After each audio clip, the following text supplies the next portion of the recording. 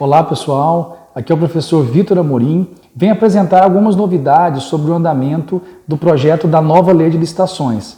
Quem já acompanha as minhas postagens nas redes sociais deve ter observado que o processo legislativo da nova lei de licitações ainda não foi concluída, de modo que nós não temos efetivamente uma nova lei de licitações. Temos apenas um projeto, temos apenas um texto que ainda está sendo trabalhado no Senado Federal para, enfim, compor o que nós chamamos de autógrafos que serão assinados pelo presidente do Senado Federal e, enfim, enviados para a presidência da República. Apenas após o recebimento destes autógrafos pela Secretaria-Geral da Presidência da República é que começaria a correr aquele prazo de 15 dias úteis previstos no artigo 66 da Constituição Federal para a sanção ou o veto do projeto. Lembrando que esse veto, motivado tanto por questões políticas quanto por questões jurídicas, ele pode ser integral ou parcial. O mais provável, claro,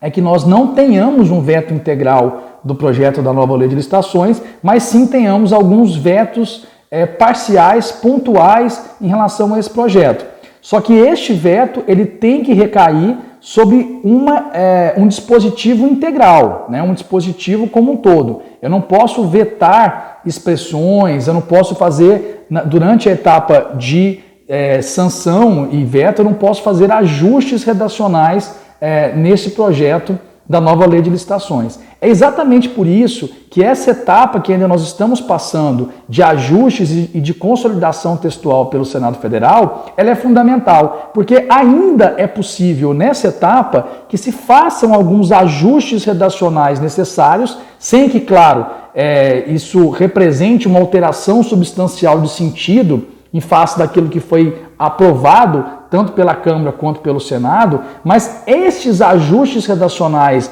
nessa etapa de finalização do texto pelo Senado Federal são fundamentais, inclusive, para pavimentar, né, um processo de sanção e de veto por parte da Presidência da República com muito mais objetividade e muito mais, vamos dizer assim, eficiência em relação à possibilidade de você receber um projeto de lei que você tem alguns defeitos, tem algumas contradições e, na verdade, você só pode ou aprovar ou vetar integralmente aquele dispositivo. Você não pode fazer correções, você não pode suprimir expressões. Então, esta etapa do Senado ainda é muito importante justamente por isso. Dentro dessa sistemática do processo legislativo, todos esses atores que participam da construção de uma nova norma, eles têm os seus papéis e têm a sua importância. E é por esse motivo que nós temos aí já o transcurso de mais de um mês desde a aprovação do PL no dia 10 de dezembro de 2020 pelo Senado Federal, porque parece ser uma atividade simples, mas definitivamente não é uma atividade simples. Nós temos, inclusive, alguns exemplos, não só da necessidade de correções gramaticais do texto do projeto da nova lei, mas como também a necessidade de você superar algumas contradições e fazer ajustes que são, enfim, necessários para que haja uma certa sistematicidade coerente do projeto da nova lei de licitações. Nós temos alguns exemplos, como o previsto no inciso 3 do artigo 58, que traz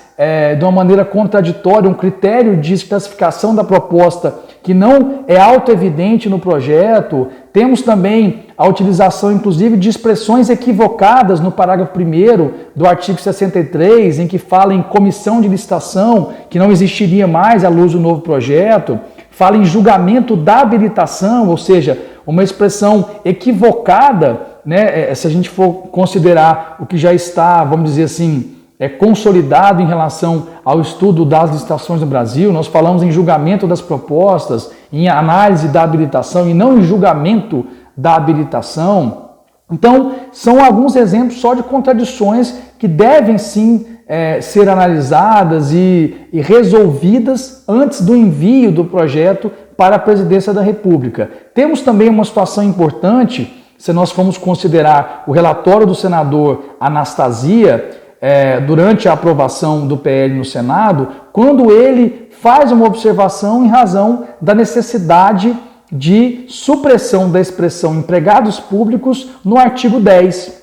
Só que em todo o projeto da nova lei, nós temos vários dispositivos que trazem a expressão empregados públicos, juntamente com a expressão servidores públicos. E aí vem a grande dúvida, tendo em vista a motivação apresentada pelo senador Anastasia, que foi acatada pelo plenário do Senado, nós também iríamos suprimir as outras expressões empregados públicos de outros dispositivos? Ou, na verdade, nós teríamos que fazer uma análise aprofundada em razão dos motivos apresentados pelo senador e verificar a pertinência da manutenção ou da exclusão desta expressão nos outros dispositivos?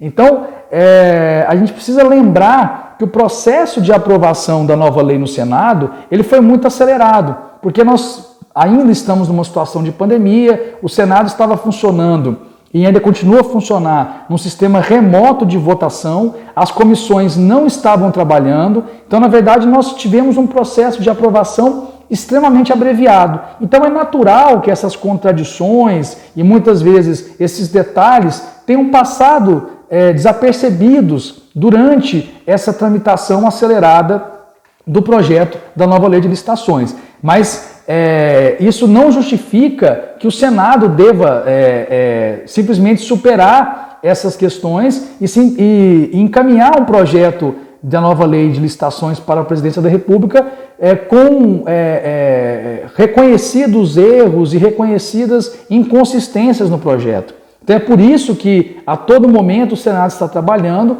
para parar, para ajustar da melhor maneira possível esse texto. E é por isso também que tem aqui uma grande novidade, isso já foi inclusive aventado nas minhas postagens anteriores, que o Senado decidiu que vai passar por uma etapa chamada de aprovação da redação final. Preciso explicar melhor essa questão envolvendo o processo legislativo, que é um detalhe muito importante.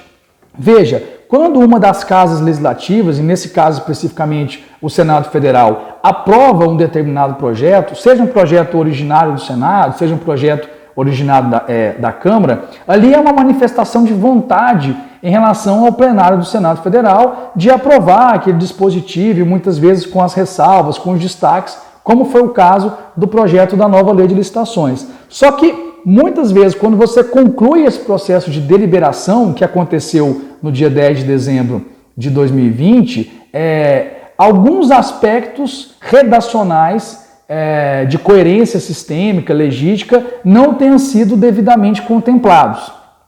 Ainda mais nesse caso do projeto da nova lei de licitações, né, que tem uma tramitação aí de muitos anos, né, a Câmara dos Deputados apresentou um substitutivo, alterando consideravelmente aquilo que saiu do Senado. Então, é muito natural, é muito comum que aconteça essa necessidade de ajustes redacionais no sentido de melhor expor aquilo que foi devidamente aprovado pelo Senado Federal. Nem sempre você conclui uma votação de um projeto de lei e já tem um texto ali pronto e acabado. Porque uma série de questões tem que ser observadas, inclusive a coerência, a questão legística, a aderência desse projeto em relação à Lei Complementar 95. Então, exatamente por esse motivo é que nós temos aí a necessidade de deliberar sobre uma redação final. Ou seja, o Senado decidindo por deliberar sobre uma redação final, o fato é que, com o retorno das atividades legislativas a partir do dia 2 de fevereiro, nós vamos ter a publicação no Diário do Senado Federal de um texto que seria uma minuta dessa redação final, e este texto vai ser submetido à deliberação do plenário. Claro que o Senado Federal não pode voltar atrás, não pode rediscutir o mérito daquilo que já foi aprovado no dia 10 de dezembro. Mas o que vai ser discutido ali é a redação. Inclusive, nesta proposição, uma vez publicado o texto no Diário do Senado Federal, isso vai ficar um tempo à disposição dos senadores que podem inclusive, apresentar emendas de redação em relação a essa redação final. E isso é deliberado numa sessão plenária, muito provavelmente remota em razão da pandemia, mas vai passar por essa aprovação. Para tanto, é preciso que se volte às atividades legislativas, o que já vai acontecer em breve, uma vez que a legislatura recomeça, né, agora no dia 2 de fevereiro, mas isso precisa entrar na pauta depois de publicado, tem o processo de deliberação, tem que verificar muitas vezes a ordens de urgência em relação à pauta. Então a previsão, na verdade, que nós temos é de que o Senado consiga consumar, enfim, a aprovação dessa redação final e a consolidação desses autógrafos e enviá-los à Presidência da República até o final de fevereiro. E a gente precisa lembrar, né, que nós vamos passar agora por um processo de eleição da nova mesa do Senado. Então nós temos ainda uma semana de acomodação dessa nova composição da mesa. Temos depois de 2 semanas o feriado de carnaval. Então, muito provavelmente, esse processo deve se consumar até o final de fevereiro e, a depender do caso, já no começo de março. E aí sim é enviada à Presidência da República e nós também, de certa maneira, estimamos que a Presidência deva utilizar grande parte desse prazo de 15 dias úteis para realizar a sanção, já que a Presidência tem essa grande responsabilidade também de avaliar a pertinência de alguns vetos, de modo que dentro dessa projeção nós teríamos, enfim, a sanção da nova lei em meados do mês de março, talvez até no final do mês de março, mas tudo dependendo sempre de quando, enfim, o Senado vai aprovar esta redação final e depois encaminhar os autógrafos à Presidência da República, porque o Senado não tem prazo para isso. A Presidência da República tem prazo quando ela recebe os autógrafos, e aí sim, é um prazo constitucional de 15 dias úteis. Já o Senado não tem prazo para consumar essa redação final, para deliberar sobre essa redação final. Mas essa é a grande novidade, né? Porque quando foi aprovado o projeto da nova lei de licitações, na tramitação que foi registrada do PL 4253, já consignava ali que estava dispensada a redação final. Mas quando nós analisamos com profundidade o texto final, observamos que de fato precisava de muitos ajustes e com isso, até para conferir maior legitimidade ao trabalho legislativo, era importante que essa redação final fosse apresentada aos senadores, passasse por um processo de uma discussão redacional com os senadores e, enfim, será submetida à aprovação deles. Então a ideia é justamente essa, nós passarmos por essa etapa que é fundamental para assegurar que o que vai ser enviado para a Presidência da República é um texto coeso, um texto que represente de fato aquilo que foi deliberado por ambas as casas legislativas, mas justamente para tentar, da melhor maneira possível, dentro daquilo que cabe ao Senado Federal, uma